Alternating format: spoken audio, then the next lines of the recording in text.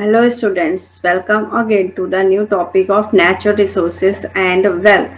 This is the video of natural resources and wealth part 3. Let's start.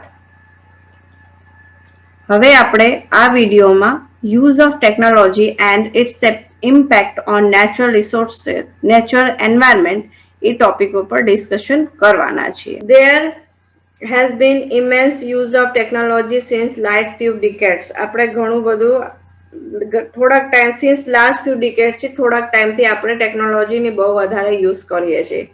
The comfort and the luxurious that we enjoy right now is all due to various invention in technology. આપણે જે અત્યારે comfortably રહી છે, luxurious life જીવી છે, એ બધી વસ્તુ ટેકનોલોજીના લીધે જ છે. અલગ અલગ ટેકનોલોજીના આપણે એમાં યુઝ કરીએ છીએ. Advancement in technology also brought the finer things in life, making it necessary for us to accelerate our economic growth.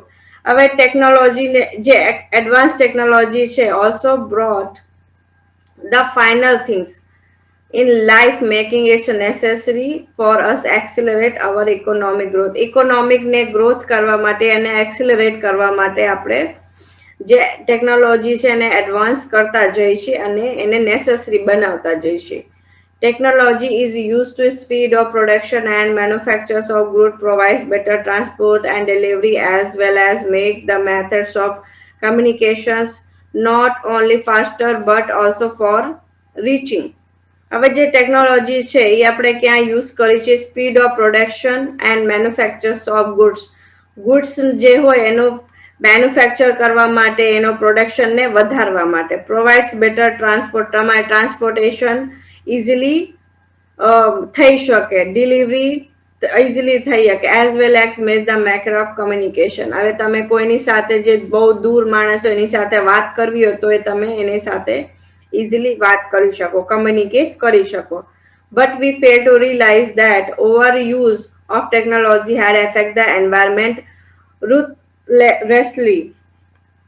હવે આપણે એ ભૂલી ગયા, રિયલાઇઝ કરવાનું રહી ગયું કે આપણે બહુ વધારે માત્રામાં ટેકનોલોજીનો યુઝ કરશું તો એ એન્વાયરમેન્ટને બહુ જ વધારે એફેક્ટ કરશે.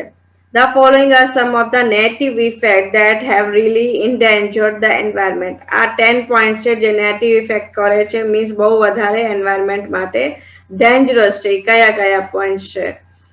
Enormous release of fatigue gas from industries. જે ઇન્ડસ્ટ્રીઝ થી જે ગેસીસ નીકળે છે એનું શું, એનાથી એન્વાયરમેન્ટ હાર્મ થાય છે. અને એન્વાયરમેન્ટમાં એ ગેસ જે ફરે છે એનાથી ઈ જ આપણે એરમાં મળશે અને ઈ જ આપણે ગેસ લેવાના છે તો આપણને પણ હેલ્થ ઇશ્યુઝ થશે. The biggest reason by for all kinds of environmental degradation is the exorbitant amount of gas released in the environment. Environment માં ઘણા ટાઈપના અલગ અલગ ગેસ રિલીઝ થાય છે. This release gases like કઈ ગેસ હોય છે? CO2, SO2 and NS3 is very harmful for the environment. Greenhouse gases emission problem is faced. હવે જે CO2 છે, SO2 છે અને NS3 છે, બરાબર, આ બધા શું છે? એન્વાયરમેન્ટ માટે બહુ જ વધારે હાર્મફુલ છે. પછી green house gases emission problem is faced. જે ગ્રીન હાઉસ ગેसेस છે એ રિલીઝ કરે છે ગેસ, તો તે એનાથી પ્રોબ્લેમને ફેસ કરે છે. Green house gases emission problem is faced, એના લીધે ગ્રીન હાઉસ ઇમિશન પ્રોબ્લેમ એ ફેસ થાય છે. This means that these gases are such that are able to trap heat in the atmosphere, keeping in Earth's surface warmer. હવે આ બધી જે gases છે એ શું કરે છે કે atmosphere able to trap heat, any heating જે છે એ વધતી જ જાય છે. In the atmosphere keeping the earth surface વોર્મર. એનાથી શું થાય? જે અર્થની સરફેસ છે એ ગરમ થતી જાય છે. Increase in the green house gases. હવે ગ્રીન હાઉસ ગેसेस વધતી જ જાય, એની માત્રા વધતી જ જાય છે. In the atmosphere enhance the green house effect which is creating global warming and climate change. તો એનાથી શું થશે કે અર્થની જે સરફેસ છે એ ગરમ થતી જશે, એનાથી જે આપણે ગ્લોબલ વોર્મિંગ છે અને ક્લાઇમેટ ચેન્જ એ બધી વસ્તુ ચેન્જ થતી જાય. આપણે અર્થ ઉપર જે બધી વસ્તુ પ્રોસેસ એક સિસ્ટમમાં ચાલતી હોય એમાં ચેન્જીસ સ્ટાર્ટ થઈ જાય. Deforestation. Deforestation is one of the major impact. It leads the exploitation of forest resources, cleaning the land for wood or any other purpose. Deforestation causes major problem for one simple reason: it decreases the number of trees which clean the environment, provide oxygen, and also affect rain patterns, creating many other related problems. હવે આપણે ડિફોરેસ્ટેશનનું એના પહેલામાં જોયું હતું કે deforestation શું છે કે આપણે ટ્રીઝ ફોરેસ્ટને કટ કરીને એને પ્લેન લેન્ડ બનાવી નાખી છે, ખાલી જગ્યા કરી નાખી છે ગમે પર્પઝ માટે થઈને. હવે શું થશે? Deforestation causes major problem for one simple reason: it decrease. હવે એનું એક સિમ્પલ રીઝન શું છે મેજર પ્રોબ્લેમનું? It decrease the number of trees. કેમ કે નંબર ઓફ ટ્રીઝ આપણે ઘણા બધા કટ કરી નાખ્યા છે, તો જે સંખ્યા છે એ ઓછી થઈ જશે એની. તો વિચ ક્લીન ધ એન્વાયરમેન્ટ. હવે એ જે ઝાડવા હતા એનાથી એન્વાયરમેન્ટ ક્લીન થતું હતું અને એનાથી આપણને શું થતું હતું? ઓક્સિજન સારો મળતો હતો. And also effect rain pattern, creating many other related problem. હવે એ બધી વસ્તુ તમને નહીં મળે તો એનાથી શું થશે કે જે રેન પેટર્ન છે એ તે જે ટ્રીઝ છે એનાથી તે રેનનો જે સર્ક્યુલેશન છે એ હલકું ચાલતું હતું. Climate creating many other related problem. અને એના લીધે બીજા બધા ઘણા જ ઇસ્યુ ચાલુ થઈ જશે, કેમ કે ક્લાઇમેટ ચેન્જ થાય ડિફોરેસ્ટેશનના લીધે. Third one is increasing use of technology in industries. Use of technology has helped to have the vast scale production of consumable items. હવે ટેકનોલોજીનો આપણે યુઝ ક્યાં કરીએ છીએ કે તમારે બ્રોડ સ્કેલ પ્રોડક્શન કરવાનું હોય, જે કન્ઝ્યુમ આઇટમ્સ હોય. તમને ખબર છે કે આઈટમ બહુ વધારે આપણે વાપરીએ છીએ, તો એનું બહુ વધારે માત્રામાં જ્યારે તમે એનું પ્રોડક્શન કરતા હોય ત્યારે તમે ટેકનોલોજીનો યુઝ કરો છો, એની હેલ્પ લો છો.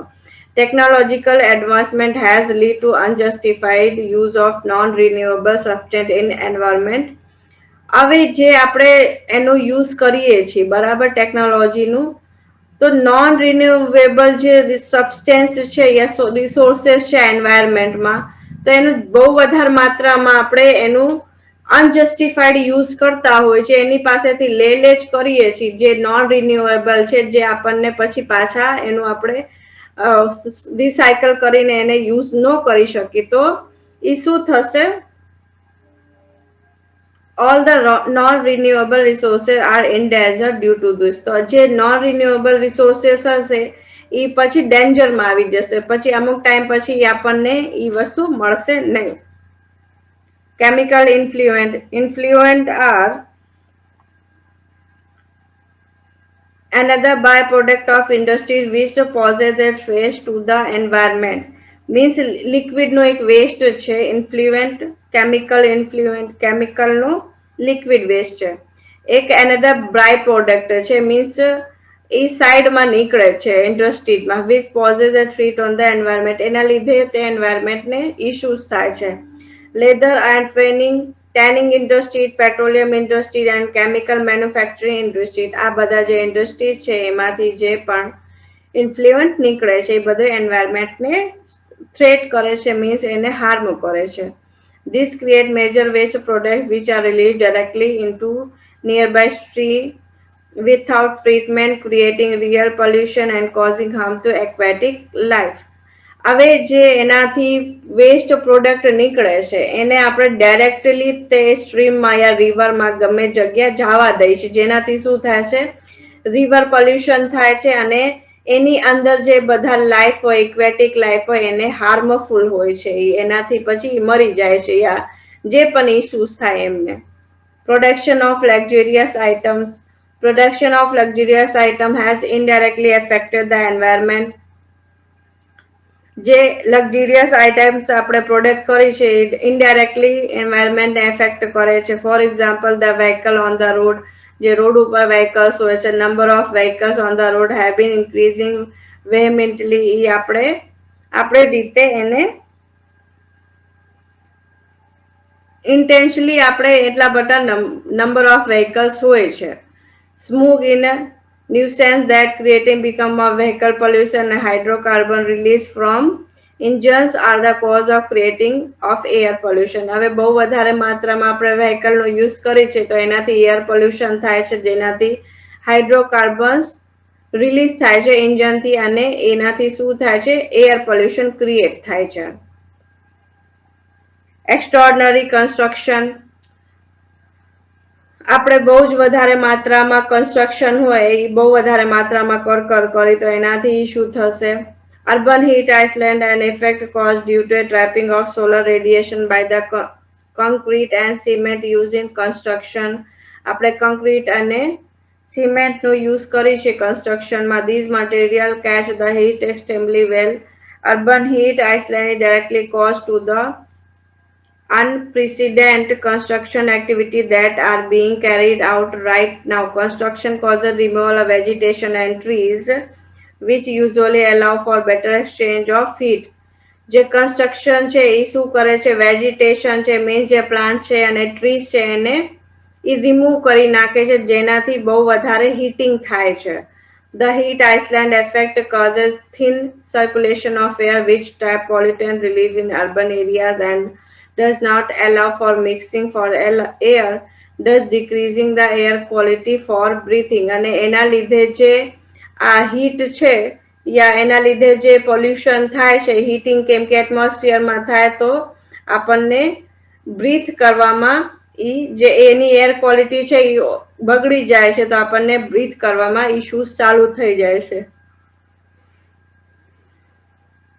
Increasing use of pesticides and intensive farming, કે આપણે શું કરી છે, જે આપણે એગ્રીકલ્ચર કરી છે તો એમાં ઇન્સેક્ટ્સને નાખવા માટેની દવાનો યુઝ કરી છે, યા જે ફાર્મિંગ કરી છે ઇન્સ્ટેન્સલી કરી છે કે આપણે આ બહુ વધારે માત્રામાં એને ઉગાડવાનું છે અને વેચીને આપણે ગમે રૂપિયા કમાવાના ગમે તે વસ્તુ કરવાની હોય. ઓવરલેડિંગ ધ લેન્ડ વિથ ફર્ટિલાઇઝર્સ, જે ફર્ટિલાઇઝર છે એનું તમે જે લેન્ડ છે એને બહુ વધારે માત્રામાં એનો યુઝ કરો છો. Overgrazing and shifting agriculture are ruinous agriculture policies that degrade land, creating soil erosion that leads the silted in major rivers and reservoirs. હવે એનું બહુ વધારે માત્રામાં તમે એ લેન્ડનો યુઝ કરો, એમાં તમે અનાજ ઉગાડ જ કરો અને કીટનાશક દવા ને આ બધી દવા યુઝ કરો તો એની જે સોઇલ હોય બગડી જાય છે. અમુક ટાઈમ પછી તમે એનું યુઝ ન કરી શકો. Soil degradation is a continuous cycle and it ultimately leads to desertification and degradation of land quality. હવે જે સોઇલ બગડી જાય છે, soil degradation is a continuous cycle. એક continuous cycle છે and it's ultimately leads to a desertification. એ શેમાં થઈ જશે, desertificationમાં થઈ જશે and degradation of land quality, અને એના લીધે એની જે લેન્ડ ક્વોલિટી છે એને અનાજ ઉગાડવાની જે શક્તિ છે એ ઓછી થતી જાય છે, બગડતી જાય છે. Again intensive use of land is hazardous and leads to poor quality of soil and infertility of land. In short માં તમે બહુ જ વધારે માત્રામાં એગ્રીકલ્ચર કરો, ફર્ટિલાઇઝર કરો, અનાજ ઉગાડ કરો, ગમે રીતે ગમે દવા નાખીને જે પણ કરે, અમુક ટાઈમ પછી ઈ લેન્ડ બગડી જાય છે. બસ એટલું જ એમાં લખેલું છે. Techno stress and e-waste. The technology has blessed us with all those devices which have made our lives very easy and accessible. જે ટેકનોલોજી છે એને આપણને ઘણી બધી ડિવાઇસીસ એવી આપી છે જેનાથી આપણી લાઈફ બહુ ઈઝી થઈ ગઈ છે અને ઇઝીલી આપણે એક્સેસ કરી શકીએ છીએ. But very hardly realize that what happens when we don't use these devices and are almost useless and turns up into scraps. અને આપણે એ ભૂલી ગયા કે આપણે જ્યારે આ ડિવાઇસીસ યુઝ નહીં કરી ત્યારે આપણે એનું શું કરવાનું રહેશે. જ્યારે મીન્સ આ ડિવાઇસીસ યુઝલેસ થઈ ગઈ ત્યારે. Technotrash created when we discard electronic item. હવે ટેકનોટ્રોસ ક્યારે ક્રિએટ થાય છે જ્યારે આપણે આ ઇલેક્ટ્રોનિક આઇટમ ડિસ્કોર્ડ કરી છે. They are such materials which can not be completely destroyed and recycled. હવે આ એવા મટીરિયલ્સ છે જે તમે કમ્પ્લીટલી ડિસ્ટ્રોય ન કરી શકો અને એને રિસાયકલ ન કરી શકો, એનો રીયુઝ ન કરી શકો. Thus gets dumped on the land, polluting the environment. The technotrash worldwide amounts to 5% of solid waste. હવે એના લીધે જે જે ટેકનોટ્રોસ છે તો વર્લ્ડમાં એનું 5% સોલિડ વેસ્ટ છે આ બધી વસ્તુના લીધે. અને જે ટેકનો સ્ટ્રેસ છે અને ઈ વેસ્ટ છે એનાથી તે એન્વાયરમેન્ટને પોલ્યુશન થાય છે, એનાથી ઇશ્યુઝ થાય છે. Technology depleting resources and creating pollution. According to the study of UN universities revealed that it takes more energy to create the computer than it takes to run it for its entire working lifetime. 81% of the energy of a computer needs during production. 81% energy જોઈશે કમ્પ્યુટરને પ્રોડક્શનના દોરાન. Santa Clara country California is a major center for production a semiconductor of a computer. જે California છે માં Santa Clara country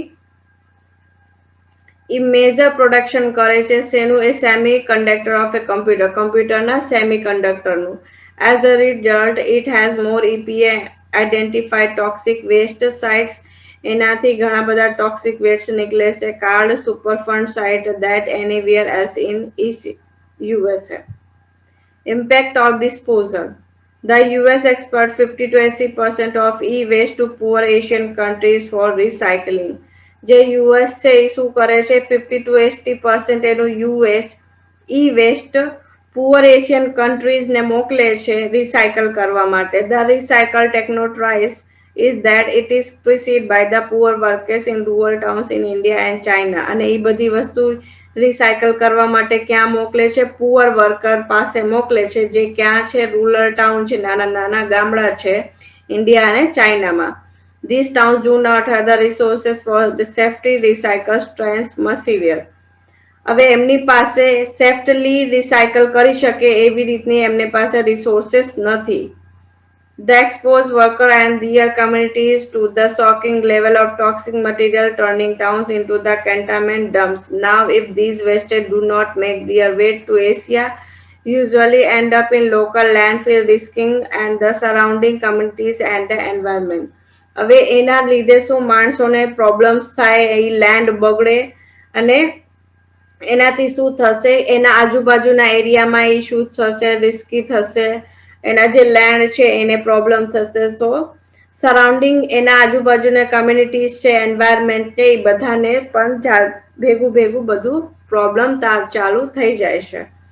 Thus, it's our responsibility to use technology in a way that does not harm others. તો આપણી responsibility છે કે આપણે એવી રીતે ટેકનોલોજીને યુઝ કરીએ જેનાથી બીજાને harmful no થાય.